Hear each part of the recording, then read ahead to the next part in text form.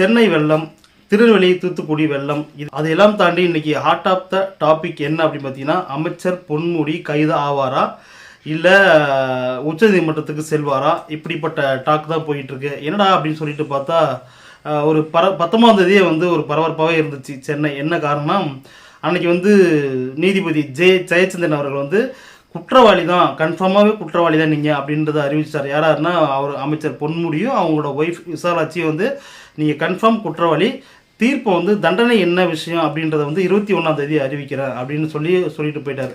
அதுலேருந்தே தமிழ்நாடு கவர்மெண்ட் உற்று நோக்க ஆரம்பிச்சது. என்னென்னா கவர்மெண்ட் மட்டும் இல்லை, சோஷியல் மீடியாவும் டிவி சேனலும் உற்று நோக்க ஆரம்பிச்சிட்டாங்க என்ன பண்ண போகிறாங்க அப்படின்னு.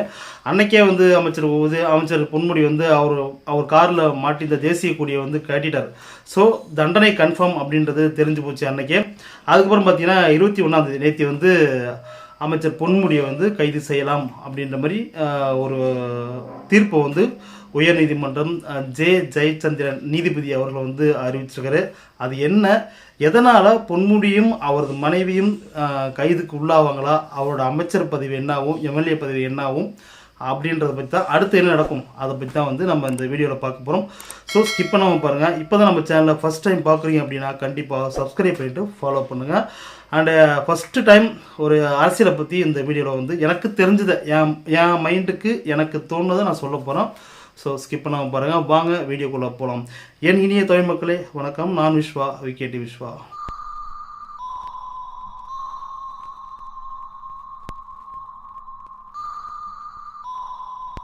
அமைச்சர் பொன்முடி, அவர் மனைவி விசாலாட்சி, இவங்க 2 பேரும் கைது செய்யப்படுவாங்களா இல்லை அவங்க உச்சநீதிமன்றம் போவாங்களா, அடுத்து என்ன நடக்கும் அப்படின்னு சொல்லிட்டு தமிழக அரசியலே ஒரு பரபரப்பாகவே போய்கிட்டு இருக்கு. எதனால் இவர் இந்த மாதிரி, எதனால் ஒரு அமைச்சரையே கைது செய்ய போகிறாங்களா, அவருக்கு தண்டனை கொடுத்துட்டாங்களா அப்படின்னு நீங்கள் ஆச்சரியமாக இருக்கும். இது ஒரு புதுசான விஷயமும் கிடையாது. அமைச்சர் கைதாகிறது ஏற்கனவே இவர் 3வது தடவை அப்படின்னு சொல்கிறாங்க.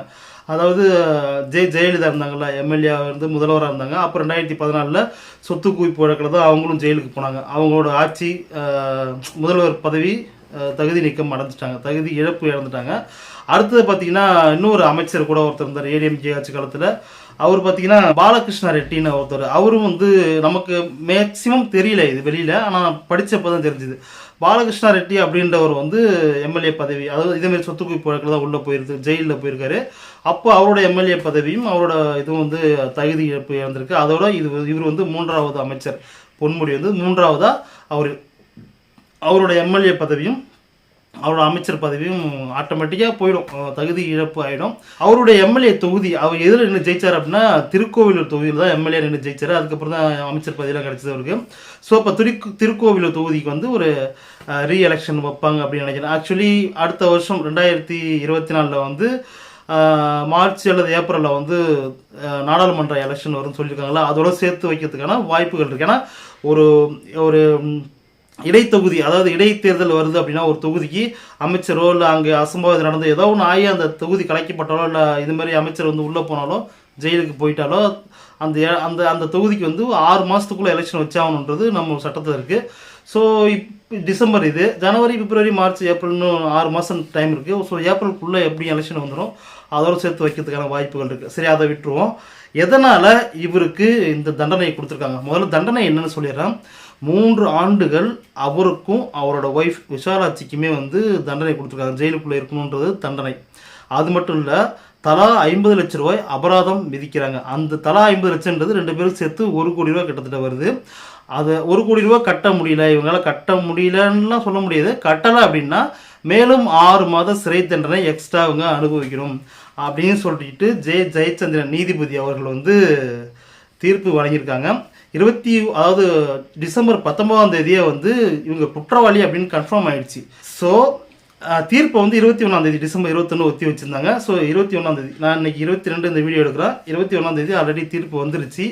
நான் லேட்டாக தான் பார்த்தேன்னு வச்சுக்கிங்கன்னா கண்டிப்பாக கன்ஃபார்ம் ஆகிடுச்சு. ஆனால் எத்தனை வருஷம் அப்படின்றதான் தெரியாமல் இருந்துச்சு, எத்தனை வருஷம் தீர்ப்பு கொடுப்பாங்க, எத்தனை வருஷம் தண்டனை கொடுப்பாங்க அப்படின்றது தெரியாமல் இருந்துச்சு. ஸோ அது இன்னைக்கு கன்ஃபார்ம் ஆகிடுச்சு அப்படின்னு வச்சிங்கன்னா 3 வருஷம் 6 மாதம் எக்ஸ்ட்ரா, இல்லைனா 50 லட்சம் பணம் அப்படின்ற மாதிரி தீர்ப்பு வழங்கியிருக்காங்க. இதை பற்றி நிறையா டாக்லாம் போயிட்டுருக்கு. அவங்க அதோட கொடுமை என்னென்னா, சரி அதை பின்னாடி சொல்கிறேன். அவங்களோட தொண்டர்கள் இருக்காங்க பாருங்கள், அவங்க பண்ணுற எப்போ அந்த ஐடிவிங்க இருக்குது பாருங்கள், டிஎம்கே ஐடிவிங்க, அதெல்லாம் ரொம்ப ரொம்ப ரொம்ப ஓவராக பண்ணிக்கிட்டு இருக்காங்க. இனிமேல் இவர் ரொம்ப தேசிய என்ன சொல்கிறது, ஒரு சுதந்திரத்துக்காக போராடின தலைவருக்கு தூக்கு தண்டனை கொடுத்துட்டாங்கன்ற மாதிரி பேசிக்கிறாங்க. இப்போ அதெல்லாம் ரொம்ப கொடுமையாக இருக்குது. சரி, அதை விட்டுரும். அப்புறம் வந்து இது வந்து சாட்டை சேனலில் போய் பாருங்கள். அப்படியே கழுவி ஊற்றிருக்கா போல மனுஷன். நம்ம துரைமுருகன் அண்ணன் வந்து நல்லா செம்மையாக பேசியிருக்காரு. அவரை பார்த்தா நானே இந்த வீடியோ போடுறேன். நம்மளால் அது மேலே பேச முடியாது. ஸோ என்ன நடந்தது மட்டும் நம்ம பேசுவோம். மைண்டு ஃபுல்லாக எங்கேயோ போயிட்டுருக்கு. சரி விடுங்க, அதை விட்டுட்டு எதனால் அவருக்கு தண்டனை அப்படின்னா, இவருக்கு ஒரு கேஸ் இல்லைங்க, மொத்தம் குடும்பத்துக்கே மொத்தம் 3 கேஸ் இருக்குங்க. 3 கேஸ் நிலுவையில் இருக்குது. அந்த ஒரு கேஸுக்கு மட்டும் தான் தண்டனை வந்திருக்கு. அப்படின்னா பார்த்துக்கலாம் எப்படியாப்பட்ட ஆளாக இருப்பாங்கன்னு. ஸோ என்ன நடந்தது அப்படின்னா, 2006லேருந்து 2011 வரைக்கும் டிஎம்கே ஆட்சி நடந்துச்சு. அந்த ஆட்சியில் தான் வந்து இவருக்கு வந்து இவரோட வருமானத்துக்கு அதிகமாக சொத்து சேர்த்துட்டாருன்னு சொல்லிட்டு விழுப்புரம் மாவட்டம், இவர் விழுப்புரத்தை சேர்ந்தவர் தான், விழுப்புரம் மாவட்ட லஞ்ச ஒழிப்பு போலீஸார் வந்து ஒரு வழக்கை பதிவு செய்கிறாங்க. எப்போனா 2012 வாக்கில் பதிவு செய்கிறாங்க. ஏன்னா 2011 டிஎம்கே ஆட்சி முடிஞ்சு போச்சு. அந்த 2012க்கு அப்புறம் பதிவு செய்கிறாங்க. அந்த ஆட்சியில் வந்து அந்த வழக்கில் வந்து 2016 நினைக்கிறேன், 2016 வந்து தீர்ப்பு வருது.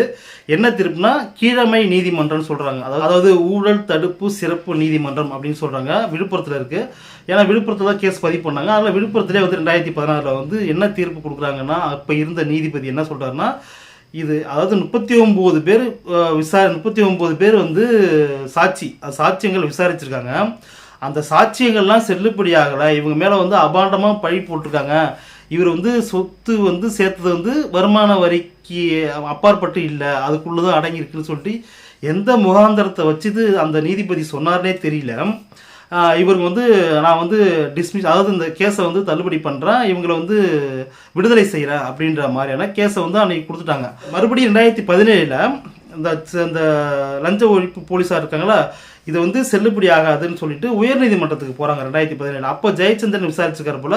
அந்த வழக்கு அப்படியே கண்டினியூவாக ஃபாலோவாக அவரே பார்த்துட்டு இருந்திருக்காரு. ஜெயச்சந்திரன் அவர்கள் வந்து பார்த்துட்டு இருந்திருக்காரு போல்.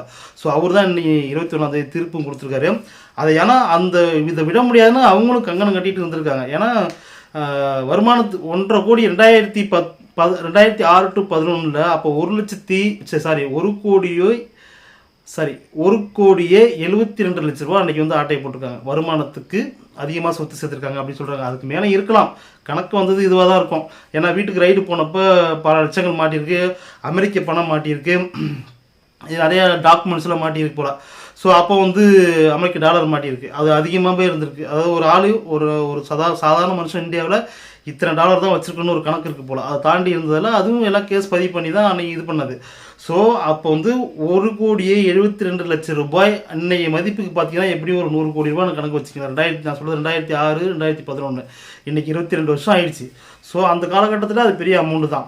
ஸோ அதனால தான் லஞ்ச ஒழிப்பு போலீஸார் வந்து பதிவு பண்ணாங்க. ஸோ அங்கே விழுப்புரத்தில் விடுதலை செஞ்சுட்டாங்கன்றதால 2017 வந்து இதுக்கு உயர்நீதிமன்றத்துக்கு போகிறாங்க. அந்த கேஸில் தான் வந்து இப்போ வந்து தண்டனை அறிவிச்சிருக்காரு ஜெயச்சந்திரன் நீதிபதி அவர்கள். அவர் கங்கணம் கட்டிகிட்டு இருந்திருக்காரு. எப்படியே இதுக்கு நான் பண்ணி ஆகணும்னு சொல்லி அதை ஃபாலோ பண்ணிகிட்டே இருந்திருக்காரு. ஸோ அதுக்கிற வேலையை முடிச்சிட்டாங்கன்னு வச்சுக்கிங்க. ஸோ இவருக்கு வந்து இந்த ஒரு கேஸ் இல்லை, இன்னும் 2 கேஸ் சொன்னோம்ல, அது எப்போ நடந்தது அப்படின்னா 1996லேருந்து 2001 வரைக்கும் டிஎம்கே ஆட்சி தான் நடந்திருக்கு. அப்போவையும் இவர் வந்து உயர்கல்வித்துறை போக்குவரத்து துறை அமைச்சராக வந்து இருந்திருக்காரு பொன்முடி அவர்கள். அப்போ வந்து 1,36,00,000 ரூபாய் வந்து வருமானத்துக்கு அதிகமாக வந்து சொத்து சேர்த்து வச்சுருக்காரு. அந்த கேஸும் வந்து வேலூர் முதன்மை நீதிமன்றத்தில் தான் வந்து விசாரணை போய்கிட்டு இருக்கு. அதை யாரும் ஃபாலோ பண்ணுறாங்கன்னா ஆனந்த் வெங்கடேஷ் அப்படின்ற ஒரு நீதிபதி வந்து ஃபாலோ பண்ணிட்டு இருக்காரு. இப்போ வந்து அவர் மதுரையில் இருக்கார் அப்படின்னு சொல்கிறாங்க. ஸோ மறுபடியும் சென்னை வருவார். அங்கே வந்தார் அப்படின்னா அந்த கேஸையும் நோண்டி எடுப்பாங்க அப்படின்ற மாதிரி சொல்கிறாங்க. அதுக்குன்னு தனியாக ஒரு தண்டனையும் இருக்குது. அப்பயும் 1.5 கோடி ரூபா கிட்டத்தட்ட வந்து அப்பயும் ஆட்டை 96லேருந்து 2001 1.5 கோடி ரூபாயை வந்து சொத்து அதிகமாக சேர்த்துருக்காங்க. அப்போ இன்னைய நிலைமைக்கு கரண்ட் சுச்சுவேஷனுக்கு அதை எவ்வளோ அமௌண்ட் வரும்னு கொஞ்சம் யோசிச்சு பாருங்கள். அதேமாரி பார்த்தீங்கன்னா 2006 2011 அவரது மகன் டிஎம்கே எம்பியாக இருக்கார் கௌதம் சிகாமணி. அவங்களுக்கும் அவங்களோட சொந்தக்காரங்க 8 பேருக்கு சேர்த்து விழுப்புரம் மாவட்டத்தில் வந்து வானூர் அப்படின்ற ஊர் இருக்குது. அந்த ஊர் பக்கத்தில் பூத்துறை கிராமத்தை வந்து செம்மண் நட்டுறதுக்கு 2007 அனுமதி வழங்குது நம்ம கவர்மெண்ட்டு. அப்போ யார் ஆட்சியில் இருக்கா? டிஎம்கே தான் ஆட்சியில் இருந்தாங்க. அவங்க தான் வந்து அனுமதி கொடுத்துருக்காங்க.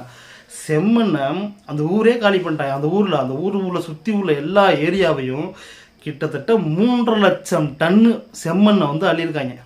அந்த மண் அள்ளினதில் வந்து நோண்டியிருக்காங்க. மண் அள்ளி எப்படியோ எனக்கு தான் சகட்டு மேனிக்கு திட்டாக இருக்குது. அங்கே போய் பார்த்தா வயிற்று எரியும் அப்படின்னு சொல்லிக்கிறாங்க. ஏன்னா கடலூர் மாவட்டத்தில் சில ஏரியாவில் அப்படி நோண்டி வச்சுருக்காங்க. நெய்வேலி பக்கத்தில் நோண்டி வச்சுருக்காங்க. அதேமாரி அங்கேயும் நோண்டிருக்காங்க விழுப்புரம் மாவட்டத்தில். ஏன்னா அங்கே செம்மண் தான் அதிகம். ஸோ அங்கே வந்து கிட்டத்தட்ட 3.5 லட்சம் டன்னு வந்து மண்ணை வந்து அள்ளியிருக்காங்க சட்டவிரோதமாக. அதில் வந்து சட்டவிரோத பண பரிமாற்றம் பண்ணியிருக்காங்க. வேறு அவங்க மகன் கௌதம் சிகாமணி இருக்காப்புலையே அவங்களும் சொந்தக்காரங்க ஒரு 8 பேர் எல்லாம் சேர்த்து மொத்தமாக அது ஒரு கேஸு போயிட்டுருக்கு. அந்த விசாரணை நிலுவையில் இருக்குது. அது என்னைக்கு தோண்ட போகிறாங்கன்னு தெரியல. அந்த தோணுனா இன்னும் அதுக்கான தண்டனை வந்து கௌதம் சிகாமணிக்கு அவங்க சொந்தக்காரங்க 8 பேருக்கு கிடைக்கும் அப்படின்னு வேறு சொல்கிறாங்க. இப்படி இருக்குது.